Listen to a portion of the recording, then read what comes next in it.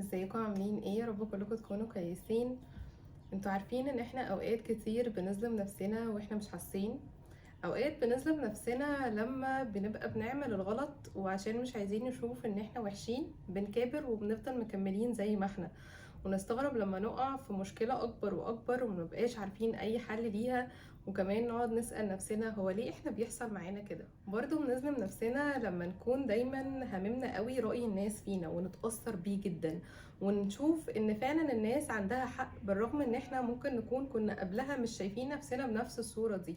ومش بعيد كمان نقعد نغير في شخصياتنا عشان نعجب كل اللي حوالينا، بالذات لو احنا حاسين ان احنا عندنا نقطة صغيرة كده مش عاجبانا في نفسنا، فاحنا مش مقتنعين بنفسنا اصلا، فاي رد هيتقال من اللي حوالينا هنصدقه وهناخده ان هو امر مسلم بيه. عارف احنا برضو بنظلم نفسنا امتى؟ بنظلم نفسنا لما احنا نبقى لاعبين دور الضحية في حاجة مرينا بيها صعبة وفعلا صعبة، بس احنا مش عايزين نقوم فبندي لنفسنا المبرر ان احنا ضحية. احنا مش هنقدر نقوم، احنا فعلا تعبنا. ده مش معناه ان انت فعلا مريت بحاجة صعبة، مش معناه ان انت ما اتأذيتش، مش معناه ان انت ما اتظلمتش، معناه كل ده. بس في الاخر لو انت فضلت منغمس في الموضوع قوي، الموضوع هيتحول بدل ما كان حاجة صعبة مريت بيها وايا كان اللي اذاك كده كده ربنا هيديله جزاء في الدنيا، اتحولت ان انت حياتك كلها بقت واقفة عشان الحاجة دي وشايف نفسك ضحية. على فكرة ده ظلم لنفسك حتى لو انت مش واخد بالك.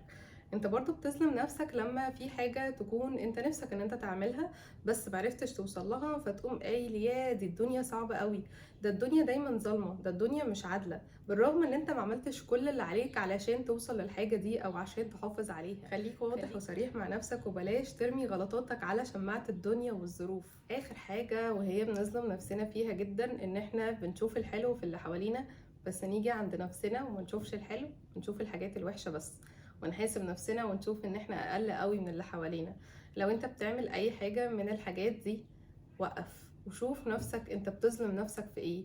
ايا كان لو كنت بتعمل كل الحاجات دي او حتى حاجة او حاجتين منها، وقف ظلم لنفسك. انت ممكن ما تكونش شايف في وقتها ان ده ظلم، بس ده ظلم لان نفسك تستحق ان هي تتقدم لقدام، تستحق ان هي تبقى احسن، تستحق ان هي تتقدر من اللي حواليها، تستحق ان هي تشاف الحلو اللي فيها، تستحق ان انت تقوم حتى لو كنت اتظلمت في حاجة، تقوم وتعافر مرة تانية علشان تتعلم من اللي انت مريت بيه وتعيش حاجة انت كان نفسك ان انت تعيشها، وتعيش الحياة اللي فعلا تبقى مبسوط فيها. كلمة أخيرة حابة إن أنا أقولها، أنا مقتنعة جدا طول حياتي ماشية بمبدأ إن دماغك يا إما هتمشيك صح يا إما هتمشيك غلط. طريقة تفكيرك واستنتاجك للأمور هو اللي يا إما هيخلي حياتك تبقى أحسن يا إما هيخلي حياتك واقفة زي ما هي أو حتى للأسوأ كمان. أشوفكم يوم تاني إن شاء الله.